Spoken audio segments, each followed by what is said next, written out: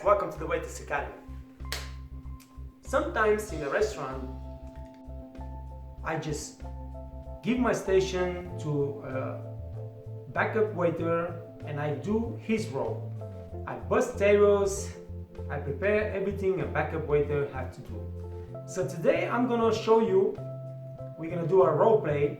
How do I talk to the guests and how do I see when a table is ready to be bussed, when a table needs to get something like a bread, some butter or anything like that. Today I'm going to show you how do I do a job of a backup waiter or a bus boy. So let's start right now.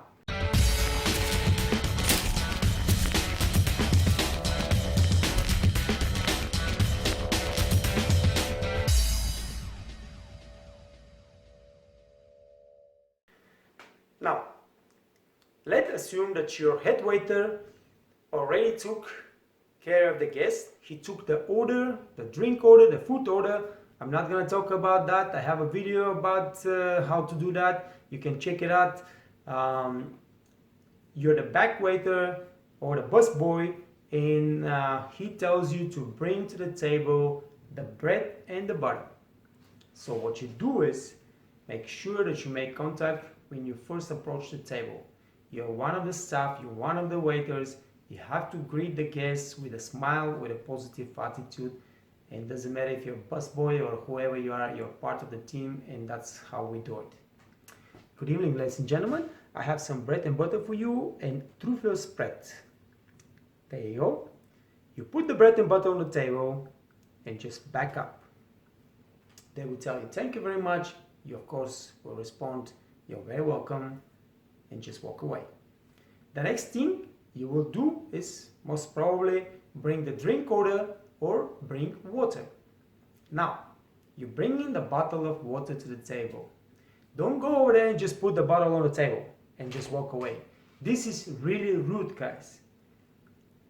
We need to let those guys know, those people, those guests know that we actually enjoy serving them. That's a trick. We have to let them know that we enjoy serving them. We are happy that they are there, and that's how we make money. So when you approach the table with a bottle of water, you just go there. Ladies and gentlemen, I have a bottle of sparkling water for you. You approach the ladies first. Ma'am, may I pour some water for you? Yes or no? If she says yes, of course, you pour some water. If the table is into each other and they are talking, maybe it's a business meeting, they don't like to be interrupted, they will tell you to put the bottle on the table. You put the bottle on the table, they will thank you, you say you're welcome, and you walk away. But you have to be able to read the table. Many times you have group of guys that are talking business, they don't like to be interrupted whatsoever. You have to sense that. Or maybe you have a couple that's in love and they're hugging each other, kissing each other, talking to each other on the ears, and of course you don't want to interrupt that. But still, when you go to the table, you read the moment. Because maybe they're into each other and they're talking to each other, but when you approach the table with something like bread or water or whatever, drinks, they will look at you. And if they look at you and stop for a second, just smile. I have your drink order, guys. Here's your beer, sir. Here's your Campari soda, ma'am. Thank you. You're very welcome. Back up. And that's it. If you approach the table and nobody pays attention to you and they're just talking and gesticulating and things like that, you have to understand that it's not appropriate to interrupt the guest. So you approach the table, maybe go close to some of the people that are not so much into the conversation and just very quietly say, a bottle of water, should I pour it or should I leave it on the table?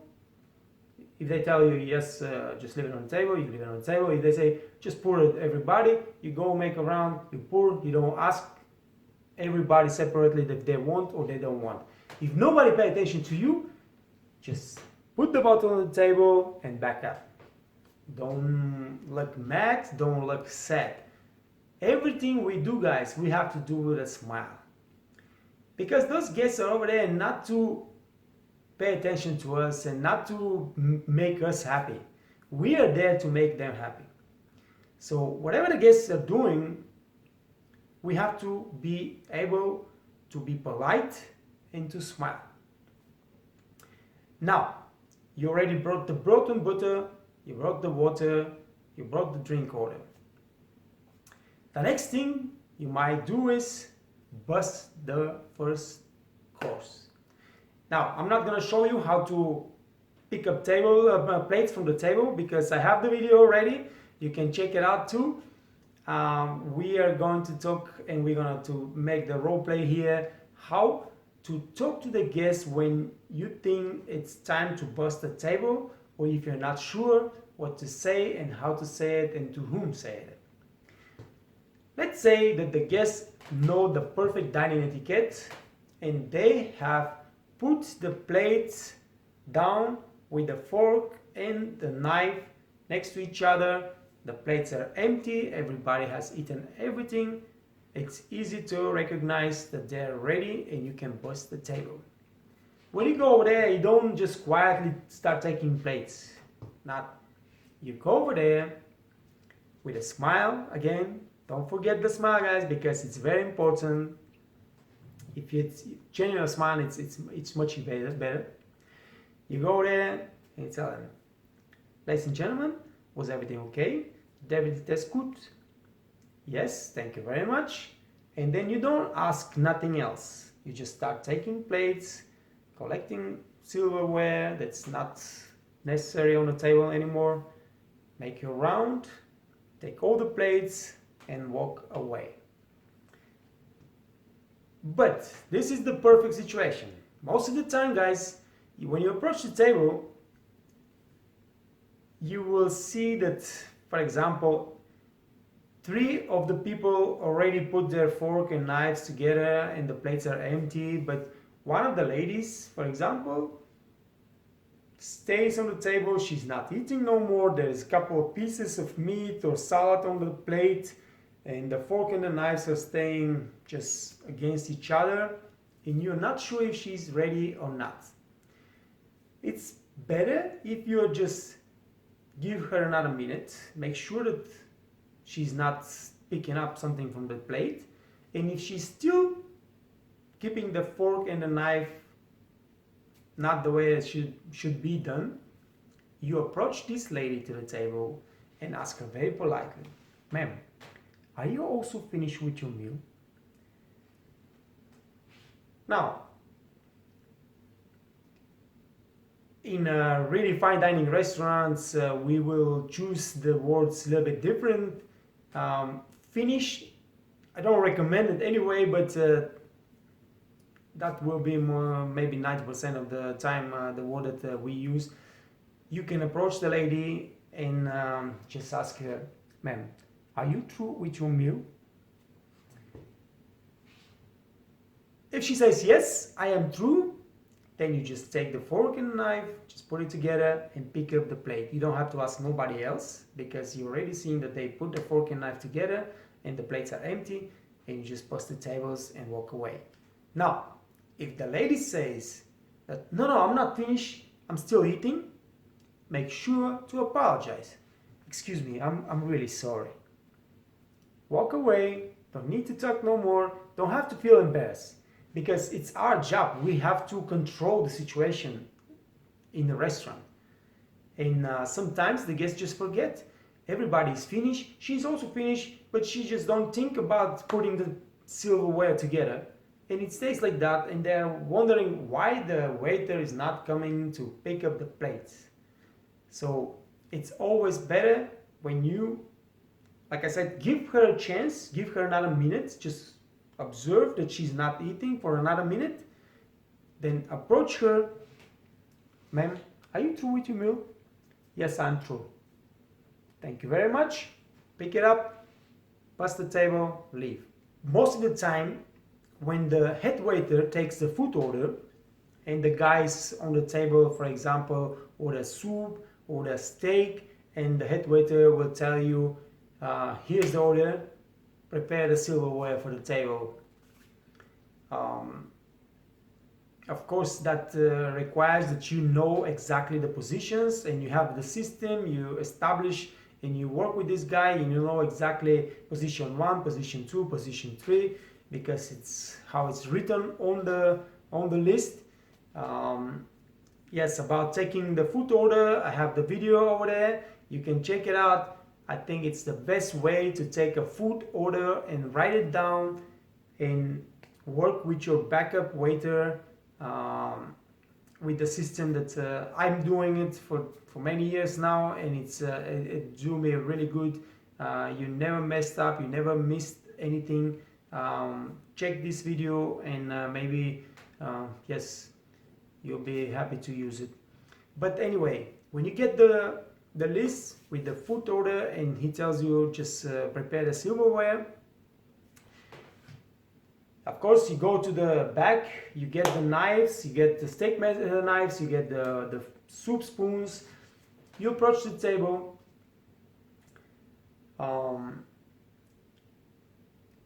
Don't start just quietly again changing the silverware.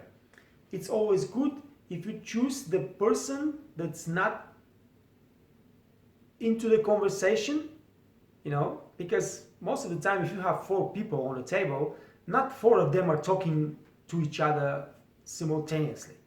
Maybe 2 are talking or 1 is talking and 3 are listening. So approach some of the people that are listening, one of the ladies, and just very quietly, you're reading the list and she's having, for example, soup and then fish. So you have to take the knives away and you have to put a soup spoon and a fish knife.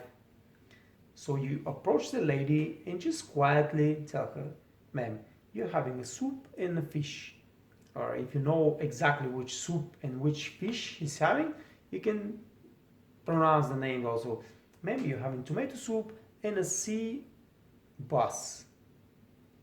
Take the knives, put it on the table, and make sure that you have the right person, the right silverware.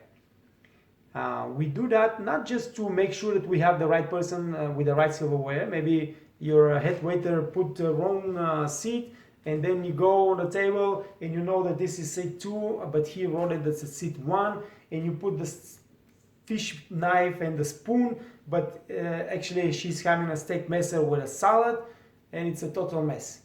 So we do it to make sure that we have the right silverware for the right person, but it's also good because we do it for the guests to know that we are there and we are preparing something for them, which we should. When I'm saying, guys, that we have to talk to the guests, it's not because it's polite. It's really rude to go to the table, do something without saying nothing to the guests. It's rude. It's polite. But for us, it's very important to establish connection with the guest. Not just the head waiter. Of course, the head waiter is the one that really have a chat with the guests and establish this personal relationship during the visit. But the backup waiter is also very, very important, because those people, when they tip you at the end of the evening, they assess the whole experience. And if the backup waiter was some rude dude that did a terrible job, it doesn't matter how much of a professional the head waiter is, he's still not gonna make the best tip that he could. If you're a really polite guy and you do your better, your job, you perfectly with a smile, with politeness, those people, they will tip the head waiter, and it's very possible that they give extra money for the backup waiter, or maybe they give you directly the money. It's happening all the time. Sometimes my backup waiter makes more money than me from a table. It's possible, because when you have 9 tables, you cannot pay attention to those guys, in a busy environment, and sometimes the backup waiter actually takes more care for this table, this particular table, than I do. He goes over there and pours the wine, or have a time to talk to the guests. Sometimes I don't have time to talk to the guests, especially when it's a season, it's full and we are running. And then in the evening, when the guys pay the bill, they give me $10, let's say a tip, and they give him 15, because he's been the one that's really been nice to them, and has been smiling to them, and has been talking to them, and has been paying attention more, to the table than me, because I have 9 tables. I have to be everywhere, and I have to take care of every guest equally. He has more time to spend more time and pay more attention to this table or this table. It happens. So that's what I'm saying. You have to establish also a connection with the guests and make sure that they like you, and you give a chance of making more money. That's how it is. So you go to the table with the silverware prepared for the main course or whatever, and you go to the lady and you tell her, "Ma'am, you're having a tomato soup and a sea bass." "Yes, thank you very much. You're very welcome." Put the silverware on the table, walk away. Of course, if she's having a second fork, you will take the fork away, because she doesn't need the second fork. She needs only spoon and then fork and fish knife for the main course. As a backup waiter, your job will be to maintain the table clean during the visit. Empty glasses, empty plates, side dishes, anything like that. It's very important, especially when you take an empty glass from the table, to approach the guest, to ask him, for example, "Excuse me, sir, may I take your glass?" If he says yes, you take it. "Would you like another beer? Would you like another glass of wine? Would you like another beer? Would you like another glass of wine?" "No, thank you. It's all good. I'm good." "You're welcome." If he says yes, "I would love another glass of wine," I will be right back with the glass of wine. And that's it. If you see that a guest is eating a main course that has many side dishes on different plates, and those side dishes are already empty, for example, here with us we have the sole fish with some potatoes, parsley potatoes on a side plate, and spinach on a side plate. Then you have the sauces also on a side plate. And sometimes the guests just take the potatoes and the spinach and they put it on the main plate, and those side dishes are staying on the table empty. Now, we wait for everybody to finish their meal so we can bus the table.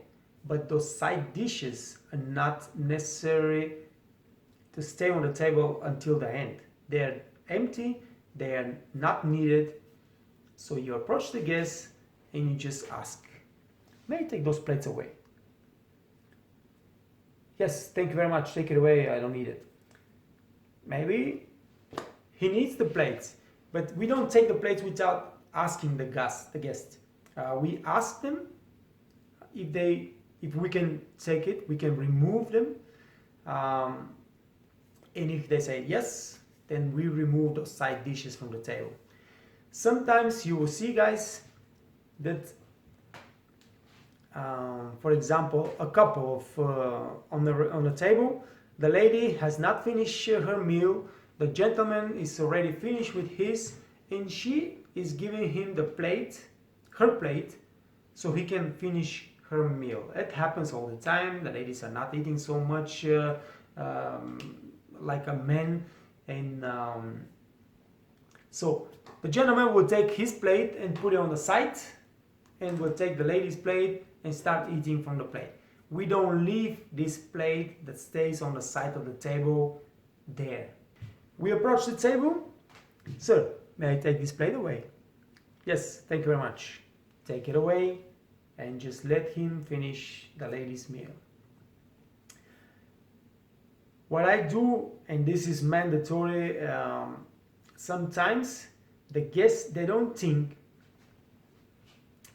and there's a lot of people on the table, everybody's eating from different plates, somebody's finished, he takes his plate, he puts another plate on top of this plate, put it on the side, but you know, there's still a lot of people that are eating. If there are two plates stuck on each other, and we remove that immediately from the table. I don't care if still 7 of the 8 people are eating. If this guy is finished and he's stacking plates on top of each other, we take those plates right away out.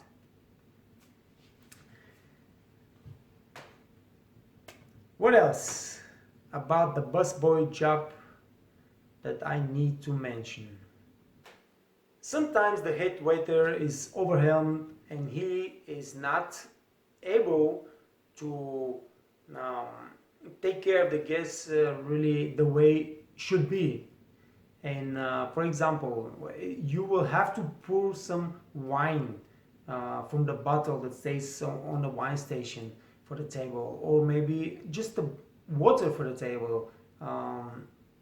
If you see an empty glass, it doesn't matter if it's a water or it's a wine, you approach the guest and you ask, excuse me ma'am, would you like some more wine? Yes or no? Thank you very much, I'm done, I'm finished, or thank you very much, I had enough, or maybe something, but later, right now, I don't want. If they said yes, thank you very much, then you pour some wine, you're welcome, and you walk away. If the glass of water is empty, you should still ask, man, would you like some more water? Some people don't like to fill their glass with water. Some people don't want to drink water at all. I mean, some men don't drink water at all. They drink just beer or just wine. So it's always nice to ask. But if the guests, like I said, they're in a conversation and you don't want to interrupt them. Basically, guys, we don't want to interrupt a guest that is talking at the moment. If you approach the table and you want to do something, but this guest is talking, and it's rude to interrupt him. Don't say, excuse me sir, for a second, can I, or may I, or whatever. We don't do that. If you approach the table and the guest is talking really passionately about something and you need to ask him something or do something for him, you can stay for a couple of seconds, wait to see if he will recognize that you're there, you want to communicate something to him, and just stop talking and look at you. Or if not, you can approach a guest that's not talking, and you can, for example, you can approach his wife. Or if it's not something urgent, just step away and let them finish talking. Because let's say you want to pour some more wine for the guy, but he's talking, and you're staying with the wine there, but he's not paying attention to you. You know, while he's talking, he's not drinking wine. So it's always better just to back up, leave the bottle in the ice on the wine station, and let him finish talking. Give him a couple of minutes, he will stop talking, then you come, ask him if he wants some more wine, pour some more wine for him, and let him talk again. This reading the table is about experience, about knowledge, but you develop this ability with time, guys. And the more you communicate with the guests, the more this ability helps you to read and do the right thing. But whatever you do, make sure you do it with a smile and with politeness. Those guests are there to enjoy themselves. Sometimes they don't pay attention to us. We don't get upset because the guests are not paying attention to us. They're there with their family, with their business partners, and they have something to talk about, something to enjoy, something to celebrate, or whatever. We are not important. We are there to serve them. We have to understand that. And that's why it's so important to appreciate the guests when they pay attention to us and they try to help us. For example, when you are busting a table and the guests are sitting like that and they don't pay attention to you and you have not reached the plate and everything like that, you know, it's kind of rude, but that's how it is. We don't get upset. We appreciate when the guests take the plate and tells us, hey, oh, you know, they're trying to help us, and that's really nice. So thank them. Really show them that you appreciate their kindness, and that's how we establish this connection with the guests. And that's how, now if you do a perfect job, I mean, you follow the points of service. By the way, points of service, you can go to the website of Waiters Academy and copy the points of service. I recommend that you do that because this is very important. That's going to help your raise your level of service and make more money and just enjoy life much better. But like I said, if you do perfect job, professional, follow all the points of service, but you do not establish this personal connection with the guest by the end of their meal and the end of their evening and by the time they pay, you're not going to be able to make the money you will if you have established this connection. And establishing connection is just a kind word, just a smile, just a simple question. That is what helps us establish this personal connection with the guest, and that is what makes her more money. The guests appreciate that. We have to understand that. We're there to make money, so we have to do everything that makes us more tip. That's it for today. Have a wonderful evening. Stay healthy, stay out of trouble, make a lot of money, and I'll see you soon, guys. Peace.